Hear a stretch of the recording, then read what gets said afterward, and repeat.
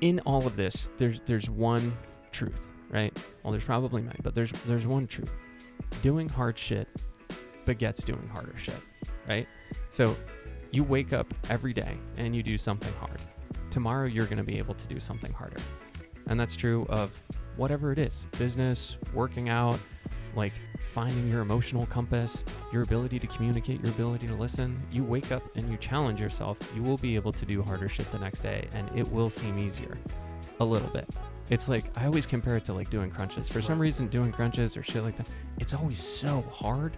Until you're doing it. Well, where you're like, man, it's still really hard. I can tell I'm getting stronger, but it's still really hard. That's what I feel about business. Like every day I'm like, man, this still feels really hard. We're doing things I never could have imagined doing even a year or two ago. This episode is brought to you by Restaurant Systems Pro. Right, I'm here for it. With excitement, allow me to introduce to you today's guest, founder and co-owner of Death & Co., David Kaplan. My man, David, are you feeling unstoppable today?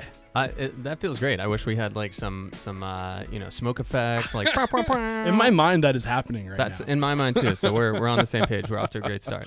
Awesome, dude. I'm so excited to be here. You, in your name, in your restaurants, I mean, kind of bubbling up like at least 3 or 4 times organically over the past year. First with EOS. Mm-hmm. So love that. I love what EOS is doing. They said, here's a list of people that are using EOS that we think you'd be a good, people for you to talk to. Your name was on that list. I tapped into the bar metrics vein of badass professionals. All those folks are like, you gotta talk to David Kaplan. So I mean, this has been an interview I've been looking forward to. I'm excited to be here. I can't wait to dive into your story, to tell the listeners how you got to where you are today. But let's get that motivational, inspirational ball rolling with a success quote or mantra. What do you got for us? So this is from a book that I loved and really just blew me away on every level. Author, the name of Gay Hendricks, and he has a mantra, a meditation mantra that he suggests, and I started using it after I read the book. Absolutely love it. I expand in abundance, success, and love every day, and I inspire others around me to do the same.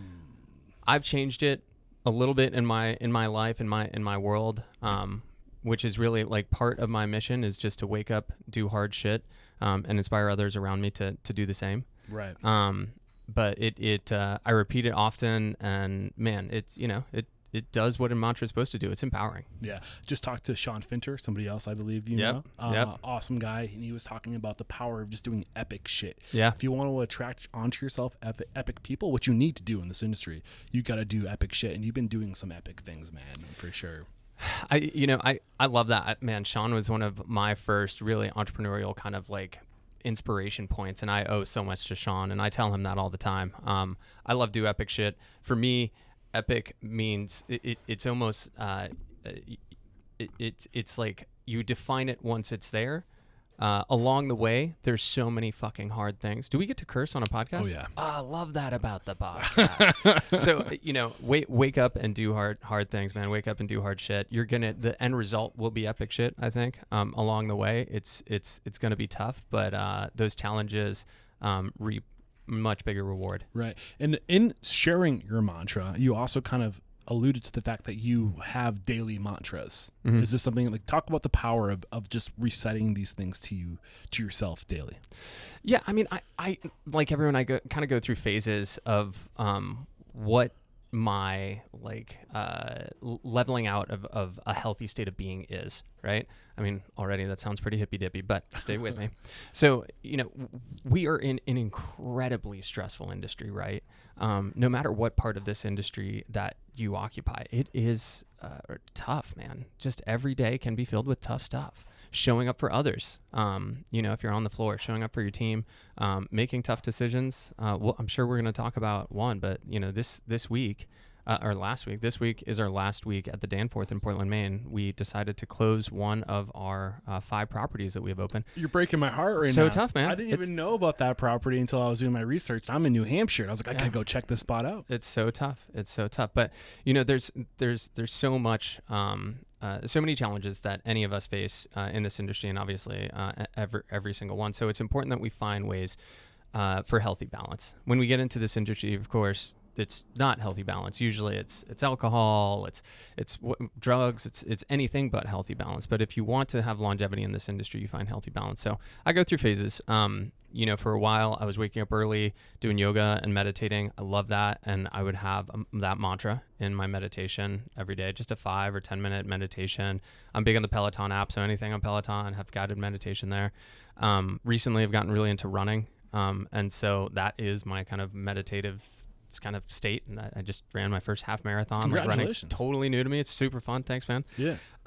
But that is that mantra that I read at the start of this podcast. It's something that I've written out. It's on my monitor. I reflect on it daily. So I don't say it to myself every day because I'm not currently meditating every day right now. I go through phases of whatever that is and however I find that balance. But I do look at it and read it every day. I think you just brought up another good point. I think a lot of people get hard on themselves when they don't meditate every day, or they do these things every day. They haven't committed it to like a daily routine or a daily habit. But even once a week is better than never, and as long as you're moving in that direction of consistency, as long as you're doing better than you did the week before or the month before, I look at my calendar right now and I just put an X every time I do this. And like, when you look back, like over time, there's been more and more X's. Yep. I think that's what ends up happening is over time, as long as you keep on trying, like you start to see more X's in your days. Atomic Habits, right? Like if you haven't read the book, everyone needs to read the book because it's just so actionable. It's one of those things where walking into a gym, even if you don't do anything and walking out of a gym, is better than not going to the gym at all because you're forming those healthy habits. Right. Doing 10 minutes of exercise is better than none. We like to think that, and even when I started running, I would always listen to like Nike Run Club or Running Coach in my ear. And one of the questions on one of the runs was, what do you define as a real run? And I was like, well, real run, 5K. 5K is like the minimum threshold for a real run.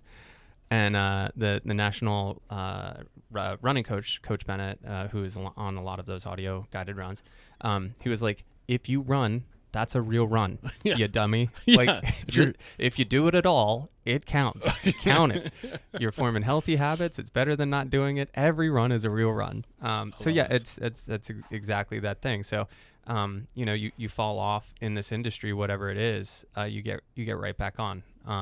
Whether that is kind of the entrepreneurial pursuit, and closing a business, that's falling off, man. That's feeling that big capital F, which is failure. Let's get into your entrepreneurial pursuit. I want to get there already, man, because I know you have quite the story. 26 years old, correct? 24 years old. 24. You opened Death & Co. 2006, New Year's Eve. Does it make sense to go before this time? Do you want to go back a little bit more to set up what was going on? Take us to the beginning.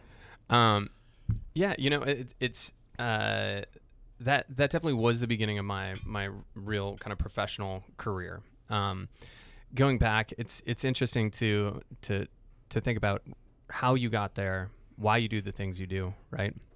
And so much of it is some I think we're born with, and some is a product of our parents, right, and the influence that they have on us. My mom always wanted to be an artist. She was a pharmacist. My dad always wanted to be a chef. He was a businessman. And I went to school for fine art, and I've only worked in hospitality. And I never really thought about it while I was doing it, how I was actively trying to live out my parents' wishes and dreams. Because I was a pretty rebellious kid. So it's funny that I was doing exactly, essentially what they wanted me or wanted for themselves. No one in my family is in hospitality professionally, but they're all phenomenal hosts. They can just throw together a dinner party at the drop of a hat. They're all amazing cooks.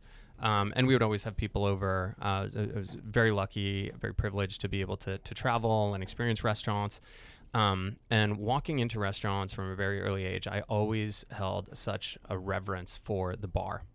And specifically just the backlit bottles, the glow, the amber din of the bar, and the noise, the sort of orchestra of cocktails being stirred and shaken, and that white noise of chatter. I still think it's incredibly romantic. I still just get lost even just talking about it. And so it was in that pursuit. I went to school for fine art photography, did a lot of gallery arts, loved that love that process and love what it gave me. It really empowered a strong aesthetic and confidence in my aesthetic, which That's what I was thinking just as you were saying it. Which I use every day in this thing that we do, this wild thing that we do. But it really was always cocktails for me. It wasn't just hospitality with the big H. It wasn't food and beverage. It wasn't, it was cocktails. And so, right after college, I went to Las Vegas, and that was sort of my trekking around Europe because it was my finding myself moment. Didn't know anyone in Vegas. I was working at 9. When did you graduate college? 2004. Okay, so only 2 years before opening your first bar. Yeah. And were you working in bars during high school and college? I was always working in restaurants in some capacity, but no, Okay. I'm never really in a bar. And one of my publicly known dirty little secrets is that I've never worked behind a bar at all. So, people early on and still occasionally now would be like, Dave Kaplan, best bartender I know. I was like, nope, not true. Literally not. Can't do it. I love that though. Yeah. But tell me that's not inspiration for anybody who's listening to this. You don't have to be the technician. You don't have to be the person that's good at the thing to be successful in this industry. And in those early days, that was actually a phenomenal advantage because I was and still am just a huge fucking cheerleader, just a wild fan. Wild fan. You're inspiring me right now. No, I mean, I just I come into any of our properties and I am just kind of struck by how talented every single person is and what they do and what they can bring and what they're creating for all of our guests every night. And so I just like bartenders and hospitality professionals were rock stars to me, and they still are. And so that's really how Death & Co kind of came about is that it was built from the bar stool, like what I was looking at and what I was so enamored with in terms of a customer experience. And we gave all of our bartenders, all of our staff, all the authorship in the early days because I didn't know how to do any of it. And so I was like, man, I'm just here to get you what you need and get the fuck out of your way and build you up and celebrate you guys. And so we got just phenomenal talent, Phil Ward, Brian Miller, Alex Day, who's here. He's he's my business partner, co-owner in the business. Got and to our shake COO. his hand real quick. That was nice. Yeah. All-American badass, Alex Day. Yeah. So I think I interrupted you. You said you made your way out to Las Vegas. Yeah, right. So I made my way out to Las Vegas and it was... I was reading every book I could, like literally like opening a bar for dummies, like how to create an Excel spreadsheet for, When did you commit to opening a restaurant or a bar? When was that like the goal? Pretty early on. I mean, I built this, now we're just going back and back and back. So when I was 18, I moved out of my dad's house, moved in with a friend and we built this tiki bar with the full like little, it was tropical bar, tiki bar at the time, with this like terrible menu. It was all from Mr. Boston's, all like cordials, brandy cordials, like terrible stuff. Not a lime or a lemon to be found anywhere. And threw parties and had like little menus and stuff. So I loved throwing parties, loved throwing events. And then cut to college. Bought a house that then rented out because it was Rochester. So it was so New York. Yeah, upstate New York. So I went to RIT, so affordable, and then rented it out to a bunch of my friends, and was able to kind of then sell it. And it was kind of an early business decision of sorts, and built this L-shaped bar. And I've always been just kind of like really stir crazy, just wildly kind of go. People would be like, hey, let's hang out. I'm like, yeah, I'm going to redo the floors. Like, come on over. I'm renting a sander. I've never done it before. They're like, I don't want to fucking do that. I'm in college. I want to smoke pot and play video games. I'm like, yeah, that doesn't sound like fun. Well, then I guess we're not hanging out. Yeah. So yeah, I retrofitted a chest freezer into a refrigerator and made like a dual tap kegerator, and then did this two-sided bar and did the top and upholstered the panels and had the little workshop down in the house, and just really fun, silly stuff. But yeah, I was always very enamored with it, and pretty clear that this was what I wanted to do. So you graduate college. You're 24 years old. You're moving to Las Vegas. Mm-hmm. You have this 6-year goal to open a bar at this point in your life, because at the age of 18, you kind of decided this is what I want to do. It was either be an artist or open a bar. But you get to scratch that artist itch doing what you do, though. Yeah, in such an incredible way. And my favorite part about everything that I do is collaborating. I'm not, I don't perform my best in isolation in any regard, no matter what. So I get to collaborate with the best people in the world who are, become my closest friends, who are my closest friends in terms of the business, get to collaborate with incredible artists, designers, just such wildly talented people for this very much creative endeavor that I think is, we're looking to create ultimately, like at its peak, human connectivity, but almost like a transcendent experience where you can really take a breath. Like for me, the world is so noisy and so chaotic and so busy and always has been. To be able to like truly stop, pause, be in a booth like we're in now, and have just like that perfectly fucking cold martini, that first sip of it, is that like that moment that can just allow you to let your shoulders down and allow you to take that breath and be truly present in the moment with yourself first, and then with who you're with. Yeah. And truly connect with them. So you're in Las Vegas. Yeah. I think you keep getting into it, and I keep pulling you off of it with my questions because you have to offer the context. But I love it. So when you were in Las Vegas, what's going on? So I was working at a Rain nightclub in the Palms, who, depending on your age, you may remember from The Real World. One of the seasons was like shot there, and it was super familiar. It was just crazy. It was like a 4,000 person nightclub with 7 different VIP areas. Like, think about Death & Co. It was everything that is not Death & Co. and I credit Rain was amazing. It was a really interesting nightclub to work. I didn't really have much of a job there. I was a VIP host, but it was definitely like friend of the family. It sort of hooked me up with that job. Kind of just this privileged kid nonsense, and was very lucky to get it, and didn't really do anything. Got paid decently. Was there like 3 days a week, Thursday, Friday, Saturday, and I was there for 9 months, and they offered me, they said, what role do you want in the new tower? You're doing good. You have a lot to learn. You're quiet, you're subdued, but you're honest, and it's clear you're hardworking and you care about this industry. What role do you want? Think about it and come back to me. And there's Brian Kurgan, who was the GM at the time, and I came back to him. I said, I really appreciate the offer, but I got to decline. He said, good, get the fuck out of here. I hate this town. Said, if you took the job, you find someone, you'd get married, you'd get stuck here. So best of luck to you. Get out of here. I was like, what? All right. And but I do owe that time in Las Vegas a huge amount, because in truth, Death & Co. Is very much a response to that time in Vegas.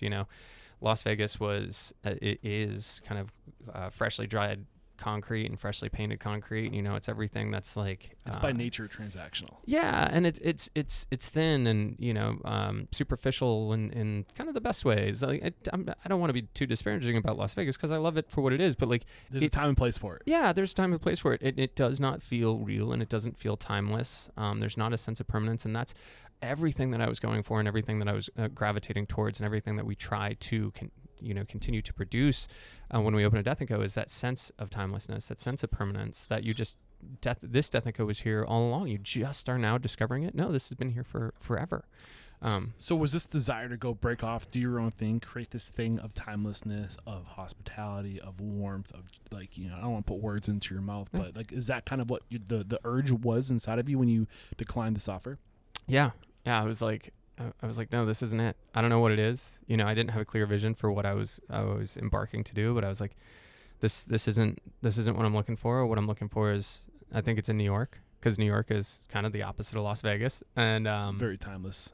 There's a very New York way about New York. I was desperate for culture and people and sense of community and all the things that Las Vegas, has in short supply. New York is rich in, and so that took me to New York and took me to the East Village. I met Ravi DeRossi, who owned this great tiny little closet of a wine bar, not much bigger than this little booth we're sitting in. And I think it was like 20 seats, which was really generous. It probably should have been 6, but New York, you can just kind of pack them in there. But it was great. He was out there every night, and we got to talking, and he's just kind of a quick talking neighborhood guy. He said, Dave, what do you do? I do this and this. Oh, yeah, well, we should do something. We should open a business. I got this. And eventually he was like, well, this guy is trying to sell me his business around the corner. Why don't we go look at it? All right. So we look at it. It was a French Indian restaurant called Raga, and it was like painted primary colors like red and yellow, and it was not cute, but charming in like a East Village way. And I was like, man, this is pretty great. It's on a side street, 6th Street between 1st and A, and sort of just hidden right in plain sight. and fell in love with it, and we did the deal. And again, I've mentioned it a few times, but I was very fortunate. I was very lucky. My grandma passed away and left me a little bit of money, and I didn't have debt from college, and so I was very aware of that. And I was like, well, I can risk all of this. And I also have, there are some other entrepreneurs in my family, so I've seen this modeled, right? So already I have all these things going. And I was like, well, I don't know the first thing about business. Don't know the first thing about, hospitality business really either. But if I do this and if I lose everything, then I'm back. I'm to zero, and that's okay. That's still an amazing opportunity. And I think I can do this. Yeah. So that's a good spot to take a break to thank our sponsors, and we'll be right back to unpackage how you pulled it off. I love it. Yeah.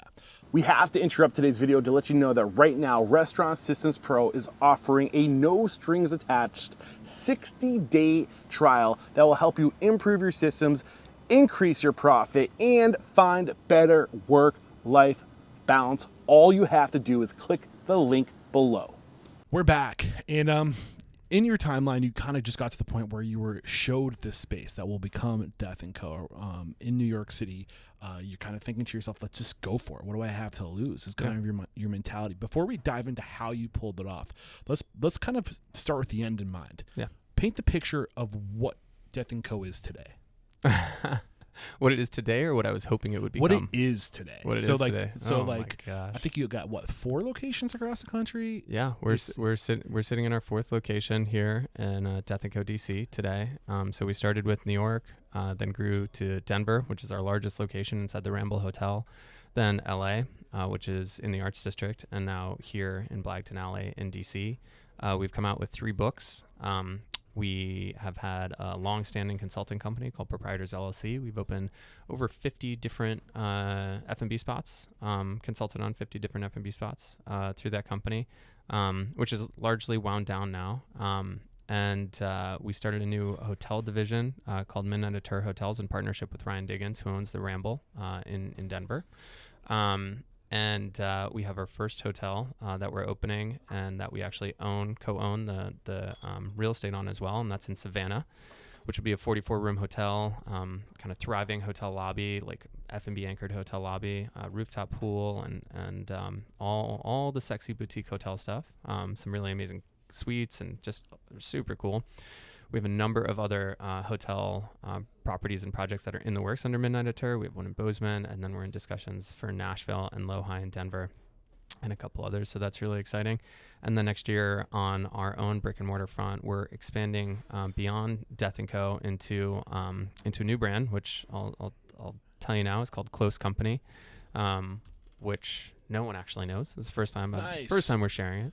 I might have to bump this up to the more recent release, so I can be the one to break the news.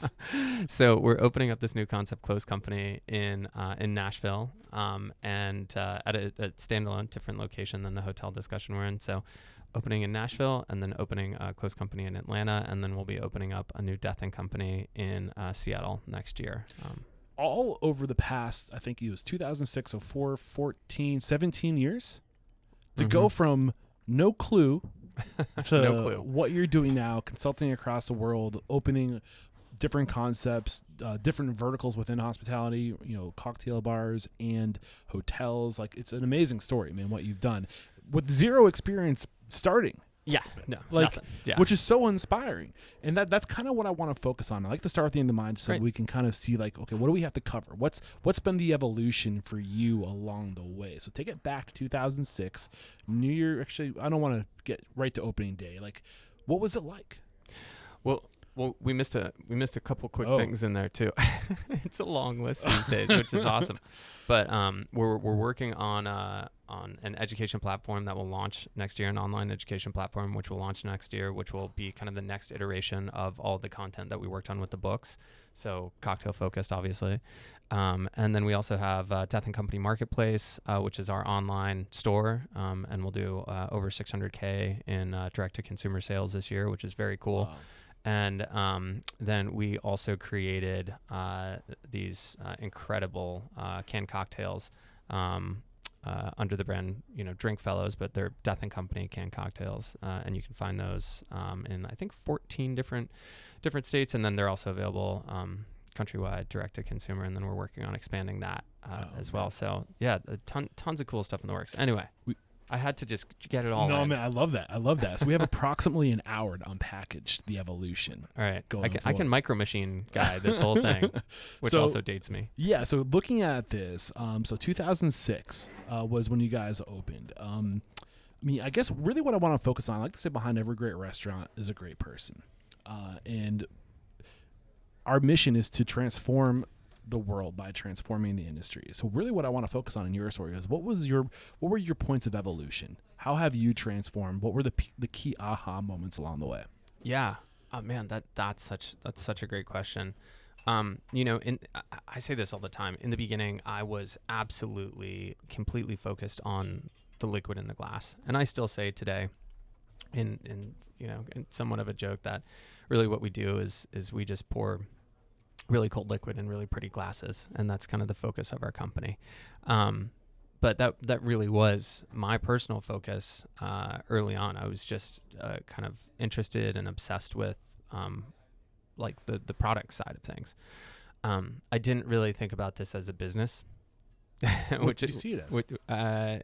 It was, I don't know. It was a platform, I suppose. It was the pursuit of just truly exceptional cocktails. Like I was wild for it, and how we operated, I not to say I didn't care about it. It certainly wasn't my focus, Well, I think it's important to point out in 2006, the cocktail industry isn't what it was today. Yeah. In the sense that there's been this resurgence of like what it means to be a cocktail bar with, going kind of like what happened in the food industry, where really drilling down, it's all about the ingredients, it's all about scratch, making your own bitters and all this stuff, and going back to the old way, right? We kind of got away from that for a period of time. And it sounds like you, I think the mission statement I have written down from you, or what you were trying to do, a return to service, craft, and authenticity, endless readings and hosting cocktail roundtables. Wait, that's not what I meant to read. I read something somewhere that like it was just that one line right there. A return to service, craft, and authenticity. Yeah, I mean, it was just goal focused. It was not business focused. Okay, what was the goal? To have the best cocktails. Yeah, I mean, we really wanted to just see how far we could push. One of the things, kind of prevailing ideas at the time, is that a menu should really only be 8 to 10 drinks long. David Wondrich suggested like that's really all it should be. And I love David Wondrich. It's not meant to contradict him at all, but we were like, all right, well, how far can we go? And at one point we had, I think, 96 original cocktails on our menu, and we would change the menu all the time. It was just crazy. It was absolutely wildly masochistic. Just like it's just all we did. It's all we thought about. I've been to the Death & Co. in New York, and I don't know what it was like in 2017 or 2007, but it's literally a book. Yeah. The menu is a book. Yeah. It's a lot. And it's probably less now than it was then. A lot less. Yeah, a lot less. Now I think we're about 34 cocktails at each of the locations, maybe even a little less. So yeah, that was the pursuit. That was really it. And for the first 7-ish years of my 7-8 years of kind of my quote unquote career, that was 100% of my focus. A big transformational point, and we already touched on this, was my exposure to Sean Fittner, to what he was doing and preaching and teaching, and some of these kind of foundational business entrepreneurial ideas, a quarterly cadence, your mission, your core values, like all of these somewhat common ideas and structures were totally foreign to me. And so it really started this kind of internal domino effect of me just finding that as my new motivation, my new pursuit.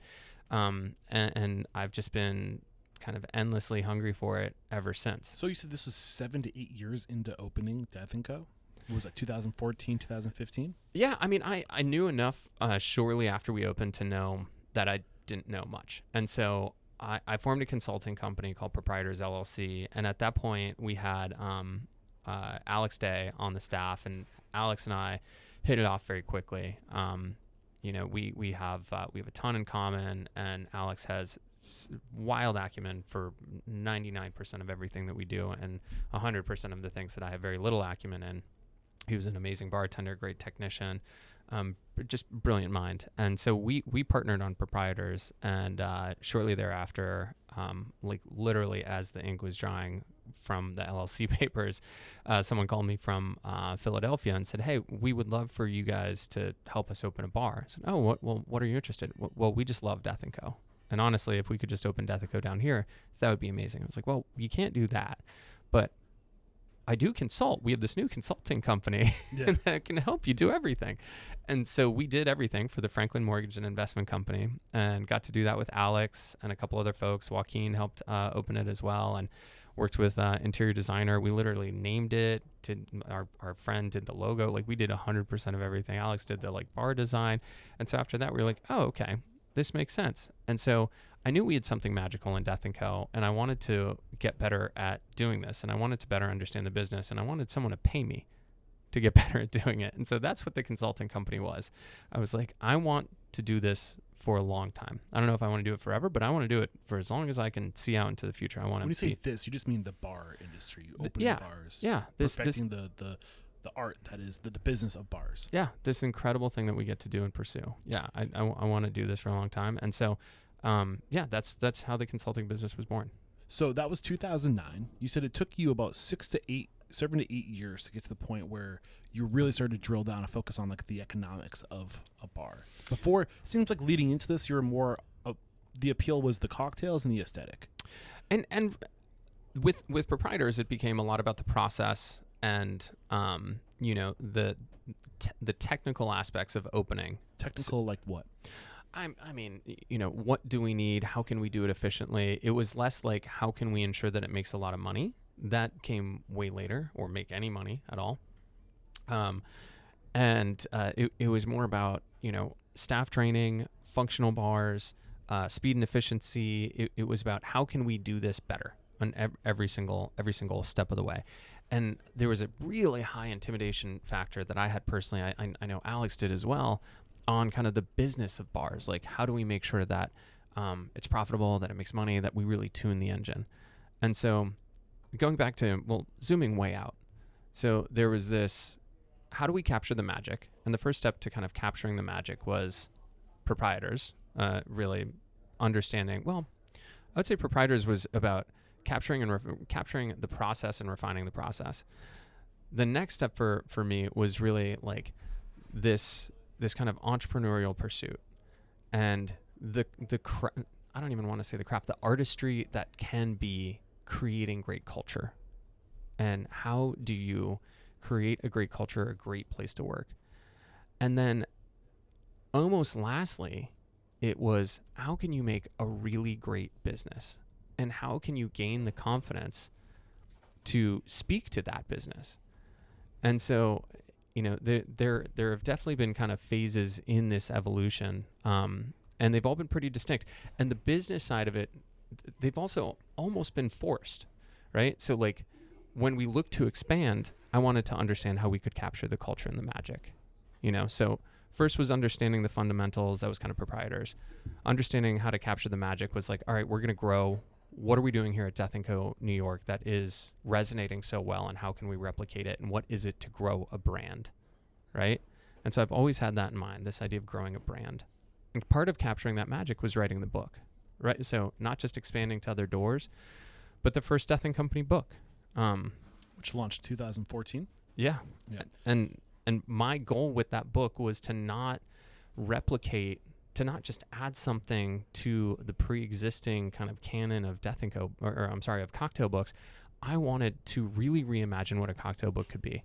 Because I would look in the cookbook section of the library or the bookstore, and those were so inspiring. You would feel like you were part of this culinary artistry of this world, right? Do you have any of those books on site right now? Of our books, of the cookbooks? Yeah. And now we just all of our site or on our marketplace, it's all cocktail books. we should feature more cookbooks, because that's really where I directly drew inspiration from, because you would open those books and you would feel like you were part of that world. Yeah. And you would open cocktail books before and you're like, oh, this is information. This is a Rolodex, you know? I was like, man, I want a book that feels like you're opening the door to our front door. That's opening the door to Death & Co. And you are part of this world and you understand what it is to work here, what it is to be a regular here. And so we tried to give a window into that world. So expanding to that, trying to capture that magic, expanding to Denver, trying to capture that magic, and creating that culture along the way. And then, you know, when you go to raise money, that's another like forced evolutionary point where it's like, all right. And for me, it was like, all right, Dave, you have to get confident in speaking to every single detail of this business, because you're now taking on and responsible for other folks' money. Right. And so, you know, we've done some small raises in the past, some kind of, you know, various raises for single doors, et cetera, and various partnership things, but we've never done a big raise. We did a $2.7 million raise in 2018. And that's when we really formed Gin and Luck, and we consolidated everything under Gin and Luck. And now all of our various businesses are 100% owned by Gin and Luck, with the exception of the hotel side, which is a 50-50 partnership again, with Ryan Diggins. And so, and speaking to that, like doing a crowdfunding campaign was like literally probably the most terrifying thing I could think of. It's like, all right, you're going to throw yourself off of this cliff and you're going to try to swim or fly or survive one way or the other. I've been thinking about doing a crowdfunding raising campaign. We can talk about it for hours. That could be another whole. I know, man. That's just a little teaser. I might be getting an RV soon, and I might need some help. Let's talk about it, man. So we did that 2018 raise, and I felt like I was a senator running for re-election. I was working the phones. I was just like, it was wild. But it also gave me the confidence to go on and to do another raise. We did one in 2021, a $6 million raise. And we crushed it. It was $6 million raise out of a $6 million goal. We were oversubscribed. The previous raise was $2.7 million out of a $3 million goal. It was the most successful F&B raise, side-by-side raise on that crowdfunding site's history. And then the $6 million raise was the most successful. Wow, that's crazy.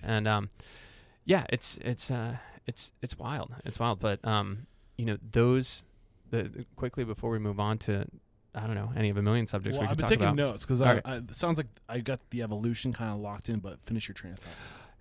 In all of this, there's one truth, right? Well, there's probably many, but there's one truth. Doing hard shit begets doing harder shit, right? So you wake up every day and you do something hard. Tomorrow you're going to be able to do something harder. And that's true of whatever it is, business, working out, like finding your emotional compass, your ability to communicate, your ability to listen. You wake up and you challenge yourself, you will be able to do harder shit the next day, and it will seem easier a little bit. It's like, I always compare it to like doing crunches. For some reason, doing crunches or shit like that, it's always so hard. Right. Until you're doing it. Well, you're like, man, it's still really hard. I can tell I'm getting stronger, but it's still really hard. That's what I feel about business. Like every day I'm like, man, this still feels really hard. We're doing things I never could have imagined doing even a year or two ago. I mean, this is why I love studying the human brain and how the brain works, because once you figure, it's like a car. Like if you're driving down the road and you hear some like tinkering or some like weird noise that you know that's not right, it creates fear and anxiety because you don't know what that noise is. Right. But once you understand how the engine works and you can identify what that noise is, and you know it's just like a loose something, that you'll be fine, and you know, like, I know how to fix that, you override it and you get over it. Mm-hmm. Your brain's the same way. Once you figure out that, like, you know, like, your emotions, your thoughts you're not defined by your thoughts. You're not defined by your emotions. And once you figure out that the brain is extremely plastic, in that, like, you can literally change neural pathways in your brain daily if you just choose to put the energy to create the habits and to, like, you know, make those grooves get deeper and deeper. And knowing how the brain works, it's almost like a cheat code. Yeah. Because you feel these things, like this anxiety, like, rising in you to go do something, and you know that it's not as bad. The thing that you have to do isn't as bad as the anxiety that is leading into the thing. Just do it. Yeah. You know? So the things that I kind of pulled from that terror you went on, your evolution, for you, it started with just the craft, the cocktail, the art, the thing that drew you into the industry, right? Mm-hmm. Then over time, the focus shifted towards the process, the fundamentals, and then from there it went from culture in growing culture and brands, and how do you create legs? How do you give this thing legs? How do you scale it? And then from there, how to just generally create a holistically great business. Is that did I distill it down? Yeah. So let's put those into silos. Okay. Starting with process and fundamentals. Like, what, in terms again of transformation, of key aha moments, your growth, what were the things in terms of process and fundamentals that you learned early on that you can pay forward for our listeners? Yeah, I mean, I think the biggest one is almost so simple. It's damning. But it's one that I think we fight almost tooth and nail in our industry. It's that, we need structure. Like, everything needs structure. So whether it's an opening process, and we say the word process very intentionally, I mean, part of EOS, right? Which I'm sure we'll touch on at some point. I can't wait. Yeah, me too. Such a nerd for it. But I think we as humans thrive with structure, because structure and having lines that we can then be creative in is freeing. A blank piece of paper is somewhat terrifying, regardless of what it is, right? But like, having somewhere to start and some structure is really freeing. So working on what that structure is, whether it is, again, opening process or menu building process, or is that a doorbell? I think it is. Before you go any further with that, I want to kind of unpackage something you just said. Structure is freeing. Yeah. That sounds very counterintuitive. When you think of structure, you think this isn't freeing, this is restrictive, but get into why structure is freeing, how it becomes freeing. Yeah. Regardless of the creative endeavor, I think we as humans function better with structure. It allows us a sense of ease, because we then know the parameters that we're emotionally or otherwise allowed to kind of play within. So, take something that I think we can all relate to, right? Like, take a menu, say a cocktail menu. If I said, hey, create a cocktail menu, someone would say, okay, well, what's it for? What's the restaurant? What's the bar? Say, well, it's, fill in whatever gaps. It's a cocktail bar. It's in DC. It's up a flight of stairs. That's all you need to know. All right. That's a little bit of structure. But what you really want is to say, all right, it's an aspirational cocktail bar. We would like the price point to be, between $18 and $24. We want it to be a pretty extensive list. We want it broken down into 5 different categories. And we want about 4 to 6 cocktails within each of those different categories. And we want to assure an appropriate balance between glassware and spirits, and also drink style, right? All right, great. Well, there's a fuckload of structure. Now I can go about the creative pursuit of each of those and filling each of those boxes, and you can do almost anything with that. But ultimately, what you're going to have in the end is a better product, and you're going to have a clearer path of travel. So it's going to be less wasted time and less wasted energy to get there. Right. And that's just one small, simple example, right? But the more structure you apply onto something, as long as you also allow for human creativity, breathing room, collaboration, and like deviation from structure, then the better and hopefully easier things become. Right. So it takes the fear, the anxiety out of it for your team. Like, when you paint the picture of what the job done right is supposed to look like, what the aiming point is, it gives you, and then within those confines, within that structure, here's your freedom. But if you just say, go do the job, and you give people no clear direction of what the job, like, people are going to be like, am I doing it right? Like, it's not a good feeling. Well, I mean, it's a very restrictive feeling. It also comes back to, like, part of structure is knowing what success looks like, defining what done looks like, and knowing what success looks like. So, everyone wants to feel, to your point, everyone wants to feel like they did a great job, they crushed it, right? So how do they know? Right. How did they know?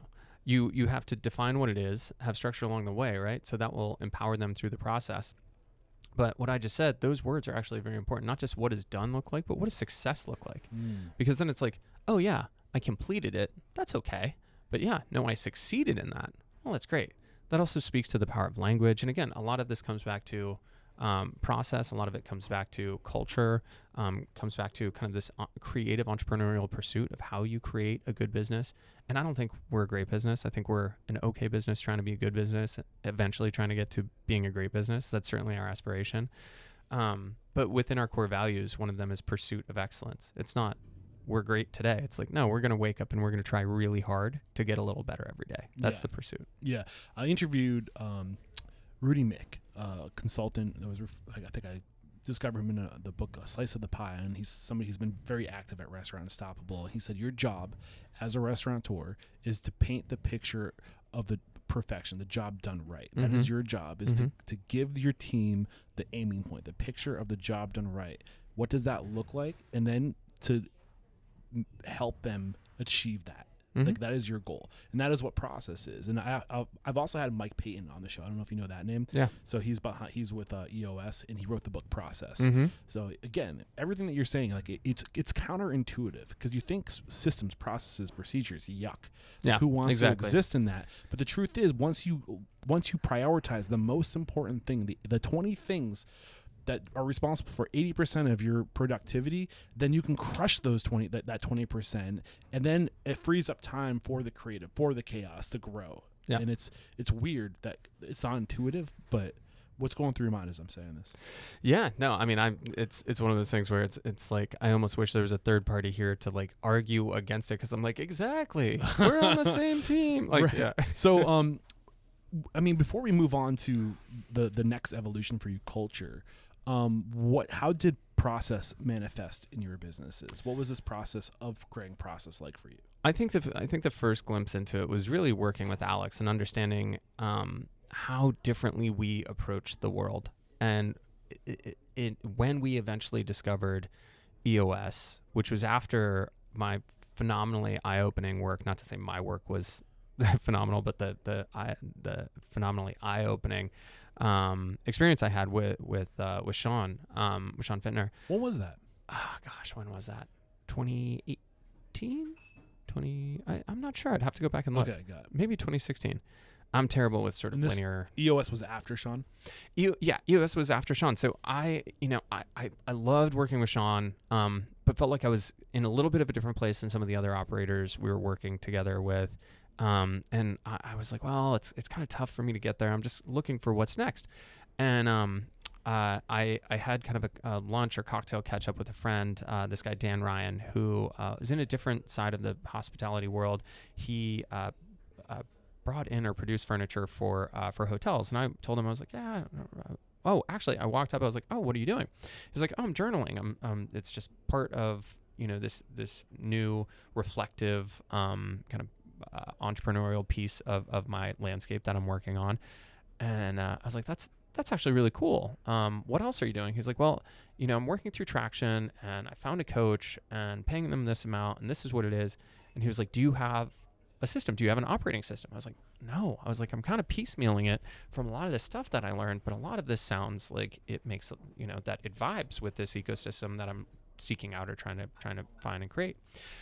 Anyway, he introduced us to EOS. Where I was going with that is that through EOS and through like rocket fuel and understanding visionary and integrator, and these are EOS terms, so I do not think of myself as a visionary human, but in EOS terms, I sit in the visionary seat. Yes. I just want that to be a big caveat.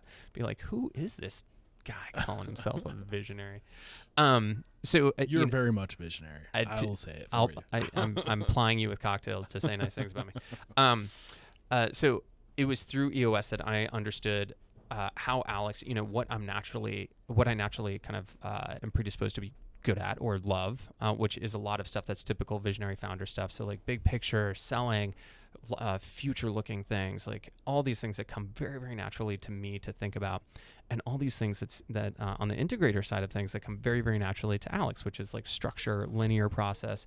And so very early on, I had such reverence and appreciation, still do, for Alex and the way that he thought through things. And so that was kind of my first real exposure to like, oh, okay, let's systemize everything, document it, throw it in Excel sheets, put process behind it, was really just how Alex understood the world. And then cut to EOS, we're like, oh, you have an integrator mind. I have this visionary, quote unquote, visionary mind. Like I think of things in like,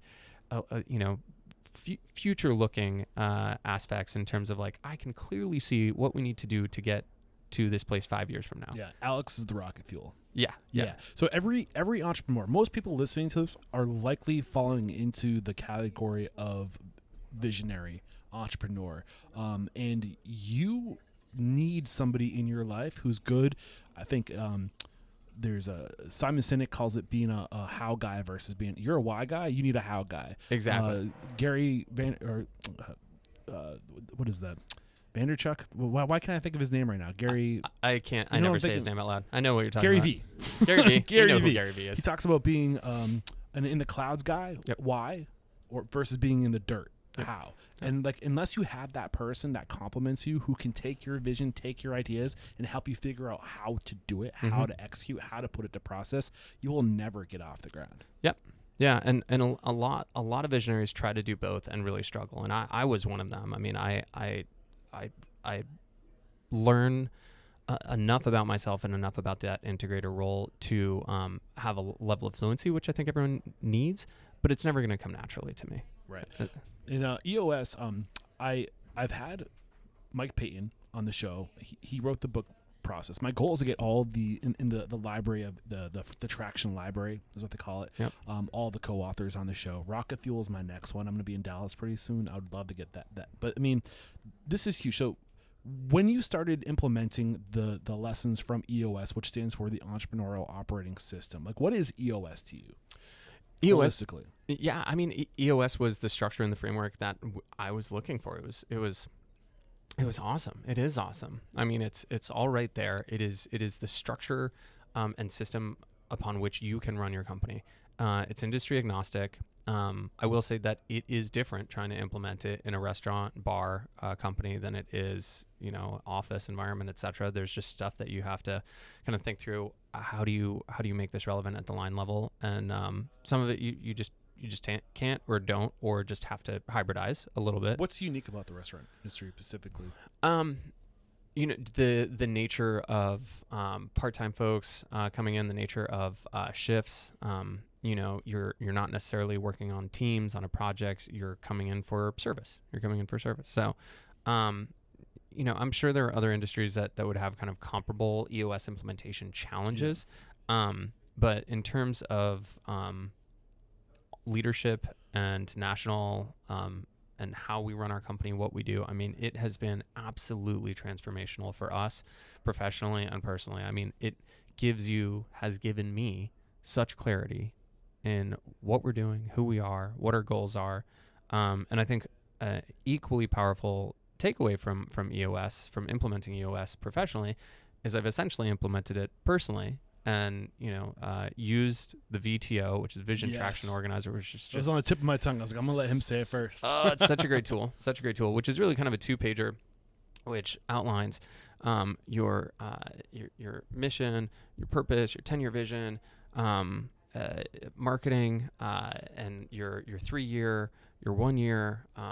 None of this stuff is new. Issues. It's none of it's new stuff. It just stitches it all together in a way that is incredibly digestible and actionable. Yes. And so we have this for everyone in our company. Every department within our company has quarterlies, annuals. Everyone has their standing L10 meetings. I mean, it really gave so much structure to our company. And it's a process for growth. Yeah. And that's the thing. So the way I describe it, it's when you build a restaurant, every restaurant's unique. There's no two restaurants that are exactly the same. Even if they're the same restaurant, same concept in different places, they're still not the same restaurant. So you need to build that on something. And the way that the EOS is the foundation for which you build the business on. Mm-hmm. And it bakes this idea of constantly growing. It creates systems for constantly growing because it's forcing you to say, what can we do better? Mm-hmm. Every I think it starts with 10 years, right? Mm-hmm. Every 10 years, and then you have your 5. Like that's what you're doing with your annual meetings. You're like, are we on track for our goals?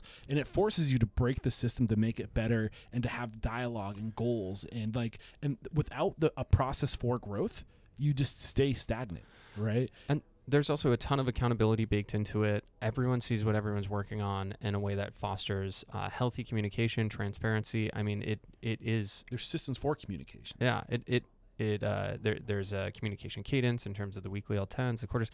I feel like anytime that I talk about it, I feel like EOS should I don't know, send me an EOS t-shirt or something. Like I'm such a shill for them, and even though we have zero affiliation.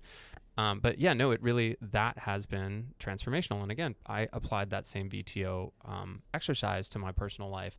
and it allows you a compass of, where you're going. So if you say, and let's take this away from business for just a moment, if I write down my goals, right, and we can pull up the stats, and this would be more powerful if I had them, but if I say out loud, say what my goals are out loud, it's pretty likely that I'm going to achieve them. If I write them down, it's whatever it is, 3, 4, 5, 6, 7 times more likely. If I write them down and I talk about them and have some level of accountability with someone else about them, then it's even more likely that I'm going to achieve them. Because then you have that sort of band of brothers responsibility. You don't want to let someone else down, right? And there's escalating levels of intention in every step of those of that sequence. And so creating your personal VTO allows you some self-reflection that we rarely allow ourselves, right? And so acknowledging that, I think everyone can say, oh, okay, this makes sense for a business. I'm going to say, well, you can do it for yourself first, and then that will show you where your compass truly is, and that will allow you to make better decisions in your business and your personal life too. Yeah, you got to lift yourself up before you can lift up. You got to literally get to a higher point personally before you can pull other people to that point. Yeah, absolutely. So, anyway, EOS has been transformational for the business, for me personally. It's been incredible. Yeah, Restaurant Unstoppable uses EOS. There's only 3 or 4 of us at a time working, so we're not truly using. We're implementing level 10 meetings. We're using the language, but it is a game changer. I'm trying. I want to promote the crap out of EOS personally because I love I think every restaurant should be doing this. And I said it at the beginning of this kind of part that we're talking about now. Restaurants are so, I think generally, right? And whatever, massively generalizing here, but restaurants are afraid of structure. We didn't get into this business to like structure. Many of us are kind of romantics and want dreamers and craftspeople, and we want a beautiful dish and a beautiful cocktail and a moment with that person, and who wants spreadsheets and any of this stuff. But the reality is, you have that as the foundation, and then you can walk on to the stage that is and will be our bars and our restaurants, and then you can be in that moment instead of worrying if things are crumbling or things aren't coming in or whatever it is. Yeah, so the checklist has been completed. You know everything's done. It provides freedom, peace of mind. It's powerful. So we have to still cover what you learned about culture. That was the next evolution for you, culture and brand and scaling. We're going to take a break. We'll be right back to unpackage that. Cool. We have to interrupt today's video to let you know that right now Restaurant Systems Pro is offering a no strings attached 60-day trial that will help you improve your systems, increase your profit, and find better work-life balance. All you have to do is click the link below. We are back, and we have approximately 15 minutes left together. In the terms of just your growth relative to culture and branding, before we dive into those, so I know what we have to unpackage, give me the biggest, the chapters in terms of branding and culture that have been the aha moments for you, so we know what we have to unpackage in the next 15 minutes. Yeah, I mean, I think the biggest step forward in terms of what the brand is, and in this case we're talking about Death & Co, right? Yeah. So our company has done a lot of different things, but Death & Co is still front, center, focus, whatever you want to say. It is the halo and will continue to be. That is our intention. The biggest step for us was Denver, and it was very intentional. Even though it was reactive, we got an email from Ryan, who owns the Ramble Hotel, and Death & Co Denver is inside this beautiful 50-room boutique hotel in Denver. It was very intentional in that it is so different from Death & Co East Village. And so we knew that was a huge risk, and we wanted to go about it in a way that proved the elasticity of our brand, and that it was more than just those 4 walls, that it can be something so different and still feel so similar. And so, we set about accomplishing that and really asking ourselves just hundreds of questions about what is Death & Co? What is Death & Co in Denver? What is Death & Co outside of the East Village? What is Death & Co in this outdoor space, which is called the Garden at the Ramble? What is Death & Co in this little mezzanine bar, which we call Suite 6A? What does Death & Co look like when it's doing events there?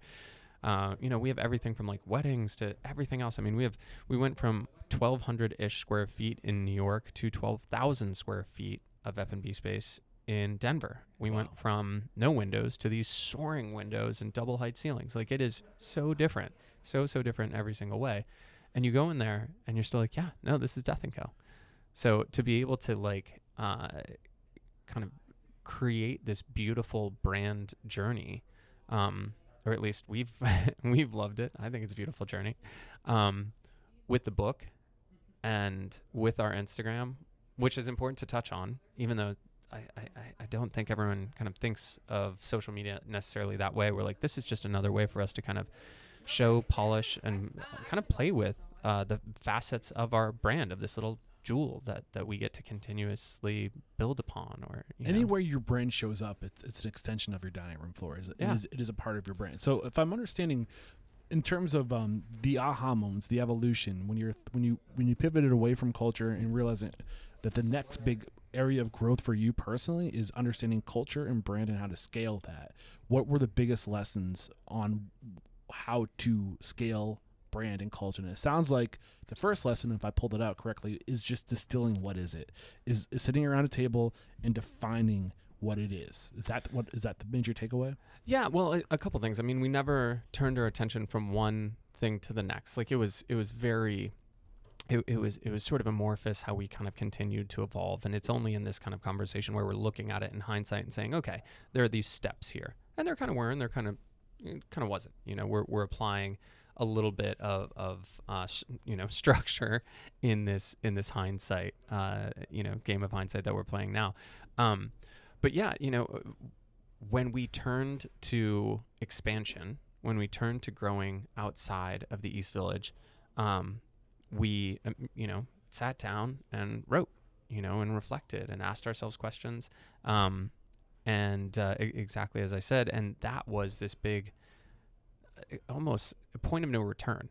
And so it's not just that it's an aha moment, but it's like, okay, we're stepping off this precipice and it's going to happen, and it will either succeed or fail. This expansion of Death & Co. will either succeed or fail. And it was at a time where very few, almost no other bars were growing in the way that we were. And still, it's pretty rare. And certainly not with such massive differences from one to the next. And so we loved that this was this kind of frontier, this new challenge of like, oh, okay, well, let's see if we can do it, because we felt like no one else really is. But other restaurants have done it.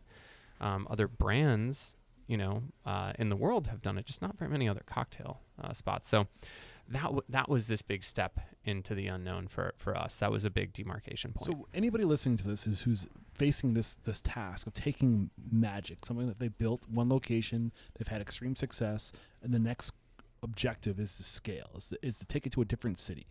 What are the things you need to do first before you scale, before you take it to the next city? I mean, even the same things that you need to do before you open your first project or your second project or your third is like write it all down, have a concrete plan, know that plan is malleable, reflect on it, talk about it with others, like really understand what those core tenets and takeaways are that you want to see. And for us, like, there were some really simple things, right? So we wanted the same menu book. We wanted the same menu categories.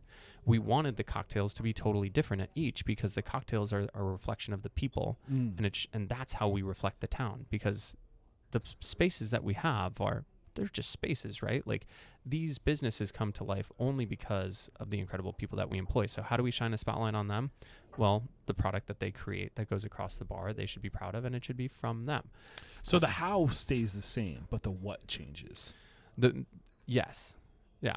Okay. I would also say that if we're not so to confuse by how, it, but I mean like how you structure everything, right? The process stays the same, mm-hmm. but the product itself is the different. end experience is, or the consumer is different in different market. So you have to change some things, but I guess, am I saying that right? Yeah. So what is the product in this case, and that changes. However, it should look the same to feel like there's a consistency within the brand and that the brand is reliable, right? And so, the Start With Why. Start With Why and Simon Sinek is a great example, where it's like Volkswagen created that luxury car and we were all like, what the fuck are you doing? So like, as Death & Co. expanded, we're like, okay, this is still Death & Co. Some things are going to be true. We are a product-focused organization. Like, it's a product-focused cocktail bar. We put the cocktail and our guest on a pedestal, and this is really about the connectivity of people coming in. It is not about us and our showmanship, or about, the bartender as entertainer, or, this is really about exceptional service in a very like friendly and familial sort of way, with this like wildly passion about cocktails and product that we are excited to share. So there are these foundational elements of our brand that are there. And then a lot of the other stuff can be different, right? Just like, I don't know, to go back to Volkswagen, which is a weird comparison. You can have a bunch of different cars, but they're telling the same story, right? If the core values are consistent and the same. And we had our defined core values. We had our brand tenets defined. And the rest of the stuff you can really kind of play with. Right.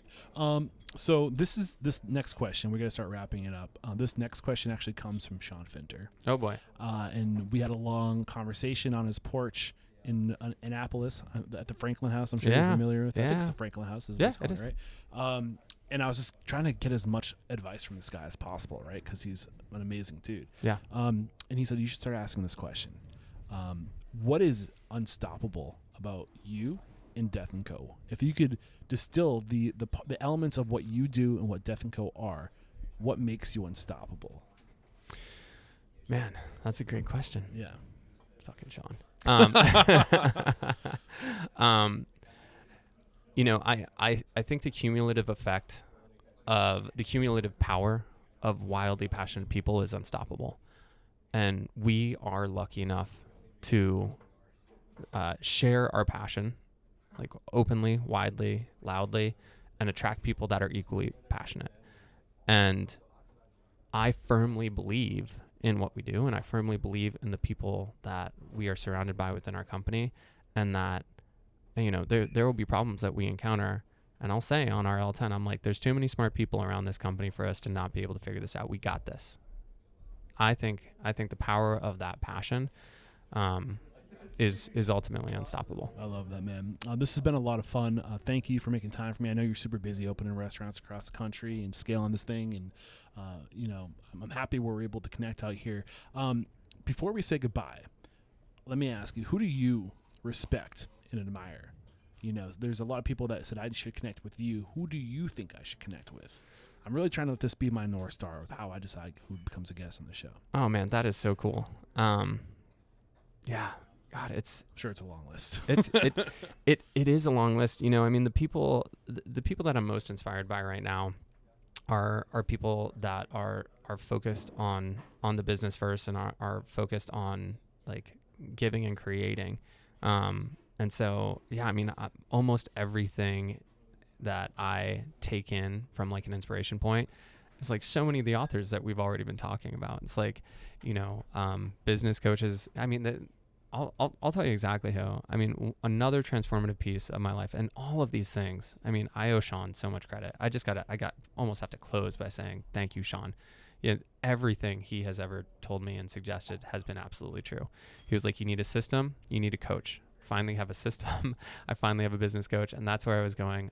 Mary Pat Knight has been an incredible business coach to us, and the power of having a coach, a professional coach, is really amazing, especially in this industry where it's tough to know what your North Star is, what your peers are going through, because it's always a little different and it's really hard to connect with them. And so talking to someone who talks to a ton of other folks in exactly your position is an amazing privilege, and something that I think anyone in this could really, really use. So there are tons of other folks in hospitality I think you could talk to, but I think talking to someone adjacent, like a business coach like Mary Pat Knight, who used to work for Let Us Entertain You, I think she would be phenomenal, and also incredibly inspirational writer, great book, all that good stuff. What's her book? Humanized Leader. And we did a Humanized Leader study group in our company. She is out to create great leaders with high EQ that lead with their whole selves, which is rare, especially in our industry, which is unfortunate. Look out, Mary. I'm coming after you. She's great. Where's she based, She's based in Chicago. Oh, nice. Yep. Mary, I'm coming after you. I'd love to get you on the show. And if we're listening to this and we're inspired by you and maybe we want to come work for you. Yeah. You're growing. There's a lot of opportunity in this organization. What's the best way to connect? Yeah, we're always hiring. Our hiring link is on our website, deathandcompany.com or ginandluck.com. And my email, always super accessible, d.kaplan@ginandluck.com, or dave@deathandcompany.com. Social handles? DK Proprietors is my Instagram. You'll mostly just find pictures of my my beautiful wife and my beautiful daughter, and now more and more some running. Nice. But if you're here for that, I'm here for you. Awesome. Yeah, love to connect with any and all. And man, this has been so great. Thank you for having me on this, and thanks for doing what you're doing. This is very cool. The pleasure's mine. I just ask the questions. People like you make what I do possible. So I mean, thank you for letting me do what I do, for making time for me. And this is where I say, there is no questioning, my man. You are unstoppable. Thank you, man. It's fun. We'll cut it there. Cheers.